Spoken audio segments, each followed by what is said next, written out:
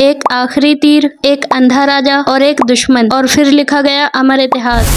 क्या आप जानते हैं दिल्ली के वीर राजा पृथ्वीराज चौहान ने अंधा होने के बाद भी मोहम्मद गौरी को मार गिराया था। पृथ्वीराज चौहान, जिनका असली नाम था राय पिथौरा, 12वीं सदी के अंत में अजमेर के चौहान वंश के महान योद्धा थे। उन्होंने सिर्फ दिल्ली और अजमेर ही नहीं बल्कि पूरे उत्तर भारत में अपना राज्य फैला दिया था। वो अपने साहस, न्याय और वीरता के लिए लोगों के दिलों में बस गए। कहा जाता है दिल्ली उनके राज में अपने स्वर्ण युग में थी। खुशहाली, संस्कृति और शौर्य सब कुछ अपने चरम पर था। पृथ्वीराज चौहान का सबसे बड़ा युद्ध था तराइन का युद्ध।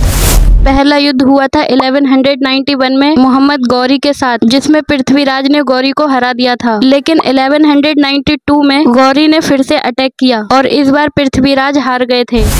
कुछ इतिहासकार कहते हैं कि उन्हें कैद कर अफगानिस्तान ले जाया गया, जहां उन्होंने अपनी आंखें खो दी थी। लेकिन पृथ्वीराज ने वहां भी हार नहीं मानी। उन्होंने अपने दोस्त और कवि चंद वारदाई के साथ मिलकर एक ऐसा प्रहार किया जिसे इतिहास ने अमर कर दिया।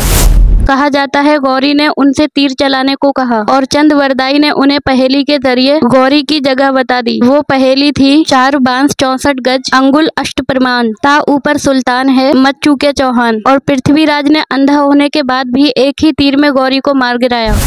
ये सिर्फ कहानी नहीं, वीरता और आत्मसम्मान का प्रतीक है। पृथ्वीराज चौहान भारत के अंतिम हिंदू राजा थे, जिनके बाद दिल्ली पर तुर्क शासकों का राज्य बना।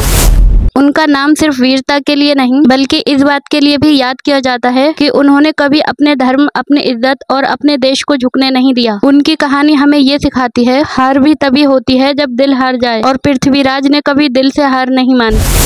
दोस्तों, अगर आपको लगता है कि पृथ्वीराज चौहान की कहानी को और लोगों तक पहुंचना चाहिए तो इस वीडियो को लाइक और शेयर जरूर कीजिए और कमेंट में लिखिए वीर पृथ्वीराज चौहान, राज्य हारा पर सम्मान नहीं। यही था दिल्ली के वीर राजा पृथ्वीराज चौहान का असली इतिहास। धन्यवाद।